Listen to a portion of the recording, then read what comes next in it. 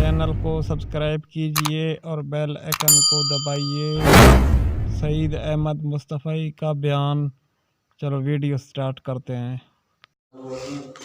بسم اللہ الرحمن الرحیم۔ صلو علی الحبیب والصلاۃ والسلام علیک یا سیدی یا رسول اللہ وعلی آلک واصحابک یا سیدی یا حبیب اللہ۔ انما توعدون لآت وما انتم بمعجزین۔ بے شک وہ جو تم سے وعدہ کیا جاتا تھا البتہ وہ آنے والا ہے۔ وما انتم بمعجزین، اور اللہ کو تم لوگ عاجز کرنے والے نہیں ہو۔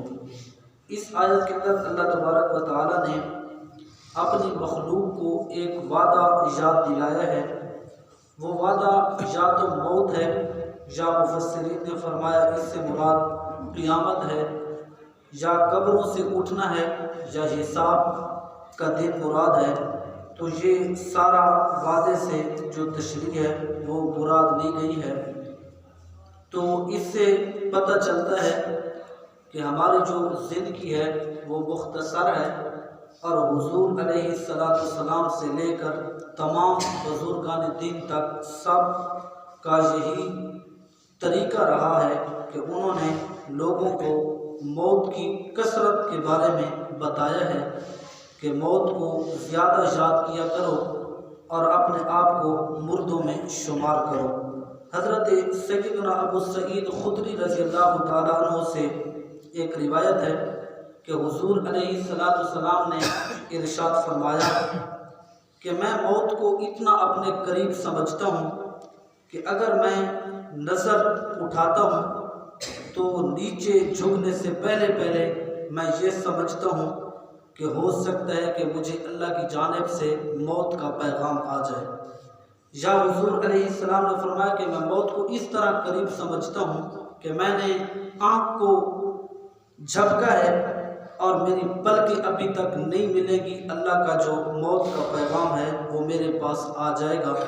یا حضور نے فرمایا میں منہ میں لقمہ ڈالتا ہوں، میرے حلق میں نیچے اترنے سے پہلے میں یہ سمجھتا ہوں کہ میرا وصال ہو جائے گا۔ تو حضور علیہ السلام کے لیے ساری کائنات بنائی گئی، آپ اللہ کے نبی ہیں۔ حضرت موسیٰ علیہ السلام کے پاس ملک الموت اجازت لینے کے لیے آتا ہے، تو نبیوں کا جو سلطان اور سردار ہے اس کے پاس بھی یقیناً اجازت لینے کے لیے ملک الموت آئے گا، لیکن حضور علیہ السلام نے بنو آدم کو یہ پیغام دیا ہے کہ ہر وقت موت کو یاد کرو، اس سے آخرت کی جو یاد ہے، قبر کی جو یاد ہے، اس کی پھر جو تیاری ہے وہ انسان کثرت کے ساتھ کرتا ہے۔ اگر انسان غفلت اور دنیا کے کھیل کود میں پڑ جائے گا تو وہ موت کو یاد نہیں کرے گا، اور یہ جو دنیا ہے یہ تو دھوکے کا ساز و سامان ہے۔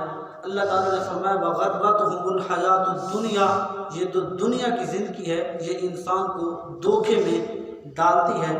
تو اس لیے جب کائنات کے نبی صلی اللہ علیہ وسلم نے موت کو اتنا قریب سمجھا ہے تو پھر امت کو اس حدیث پاک سے یہ سبق اور درس ملتا ہے، اور قرآن مجید کی اس آیت سے بھی درس ملتا ہے کہ انسان لہو و لعب کو چھوڑ دے، غفلت کو چھوڑ دے، اور اللہ تبارک و تعالی اور اس کے نبی علیہ السلام کا جو بتایا ہوا طریقہ ہے اس پہ عمل کرے۔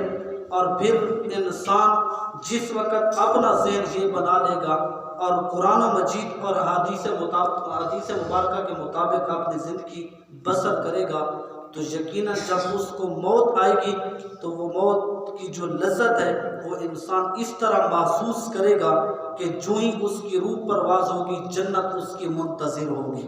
تو اس لیے بندہ مومن کے لیے جو سب سے اہم چیز ہے دنیا کے اندر وہ اللہ کی عبادت ہے۔ تو جب انسان اللہ کی یاد سے غافل ہو جاتا ہے تو اس وقت وہ یہ سمجھے کہ اب اس کا جو دل ہے وہ دنیا کی طرف راغب ہو چکا ہے اور اللہ تبارک و تعالیٰ کی یاد سے غافل ہو چکا ہے، تو وہ انسان اپنے آپ کو مردوں میں شمار کرے اگرچہ وہ زمین پہ زندہ چل رہا ہے۔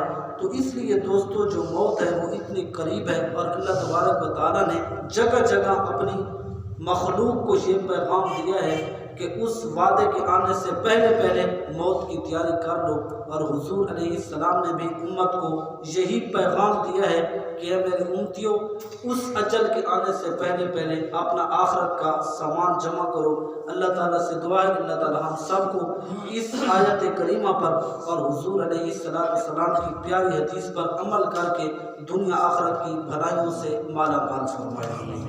آمین ثم آمین۔ الحمدللہ۔